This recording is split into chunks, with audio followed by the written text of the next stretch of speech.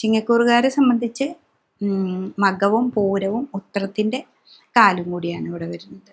അപ്പോൾ ആ ആ ഒരു കൂറുകാരെ സംബന്ധിച്ച് അവർക്ക് അഷ്ടമത്തിലേക്ക് ശനീശ്വരം വരികയും പക്ഷെ 11 ഇവർക്ക് വ്യാഴമുണ്ട്. അപ്പോൾ സാമ്പത്തിക സ്ഥിതിയൊക്കെ ഇത്തിരി കൂടി ഉയർന്ന സ്ഥിതിയിലേക്ക് പോകും. പക്ഷെ ഇവിടെ രോഗാവസ്ഥകൾ വരുന്നുണ്ട്, അത് വളരെയധികം സൂക്ഷിക്കണം.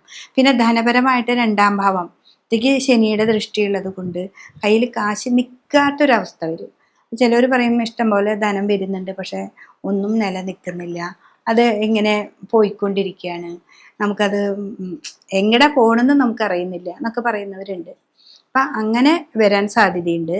അതുകൊണ്ട് തന്നെ നമുക്ക് എപ്പോഴും നമ്മൾ എന്താ ചെയ്യുക, ധന്വന്തരി ഈ രോഗാവസ്ഥ പോകാനായിട്ട് ധന്വന്തരി ക്ഷേത്രവുമായി ബന്ധങ്ങൾ ഉണ്ടാവുക. അവിടെ ഈ മുക്കിടി നിവേദ്യം നമുക്ക് കിട്ടും, അത് വാങ്ങിക്കഴിക്കുക. പിന്നെ അതുമല്ല 2-ാം ഭാവത്തിലേക്ക് ശനിയുടെ ദൃഷ്ടിയാണ്. നമുക്ക് വാക്കുകൾ വളരെ സൂക്ഷിക്കണം, ധനത്തെ സൂക്ഷിക്കണം, നമ്മളുടെ കൂടെ കർമ്മത്തിലിരിക്കുന്ന സ്റ്റാഫുകളെ അവരെ സൂക്ഷിക്കണം, അവരോട് നമ്മൾ പറയുന്ന വാക്കുകളും സൂക്ഷിക്കണം, അവരെയും സൂക്ഷിക്കണം. അപ്പം അങ്ങനെ നമുക്ക് മുന്നോട്ട് പോവന്നെ വേണം. അപ്പോൾ ഈ ചിങ്ങക്കൂറുകാർക്ക് ഇപ്പോൾ 7 നിവർത്തിക്കാനുള്ള രാഹുവാണ് 7.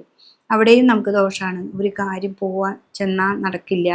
അഷ്ടമത്തിലാണെങ്കിൽ ശനി ബന്ധനാവസ്ഥയാണ്, ഇങ്ങനെ എന്തിനും ബ്ലോക്ക് വരുത്തുക. പിന്നെ ഇവിടെയാണെങ്കിൽ സൂര്യൻ്റെ ക്ഷേത്രമാണ്, അവിടെ കേതു ബന്ധമാണ്, നമുക്ക് ശാരീരികമായ അസ്വസ്ഥതകൾ വരിക. അപ്പോൾ ഇത് വരുമ്പോൾ ഇവിടെ ശിവനെ നന്നായിട്ട് പ്രാർത്ഥിക്കുക, വിഷ്ണു ക്ഷേത്രത്തിൽ പോവുക.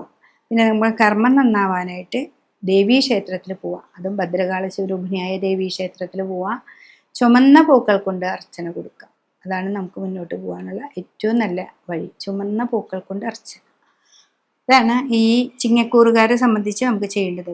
കുട്ടികളാണെങ്കിൽ വിദേശത്തേക്കൊക്കെ പോകുമ്പോൾ വീട്ടുകാരോട് പറയാതെ ഒന്നിനെക്കുറിച്ചും ചർച്ചയ്ക്ക് പോവാതെ ഇരിക്കുക. സാമ്പത്തികമായ ഇടപാടുകൾ ചെയ്യുമ്പോൾ അച്ഛനോ അമ്മയോ ഒക്കെ അറിഞ്ഞുകൊണ്ട് തന്നെ മുന്നോട്ട് പോവാം. പിന്നെ വിവാഹാദി കാര്യങ്ങളൊക്കെ വരുമ്പോൾ ഇപ്പോൾ ലഗ്നത്തിൽ കേതുവാണ്, പക്ഷെ അത് വിവാഹ തടസ്സത്തിനൊന്നും ദോഷമില്ല. അത് നിങ്ങളുടെ ഗ്രഹനില പ്രകാരം നിങ്ങൾക്കൊരു ശുക്രൻ്റെ ദശാകാലോ അല്ലെങ്കിൽ രാഹുല് ശുക്രൻ്റെ അപഹാരകാലോ അങ്ങനെയൊക്കെ വരുമ്പോൾ ആ മാറ്റങ്ങൾ വരുന്നുണ്ട്. അപ്പോൾ അതൊക്കെ ഗ്രഹനില നോക്കി നിങ്ങൾ എന്താണെന്ന് അതുപോലെ വൃത്തിയായിട്ട് ചെയ്യാം. അപ്പോൾ ചിങ്ങക്കൂറുകാർക്ക് ഈ ഒരു വർഷം ഏറ്റവും നല്ലതാണ്.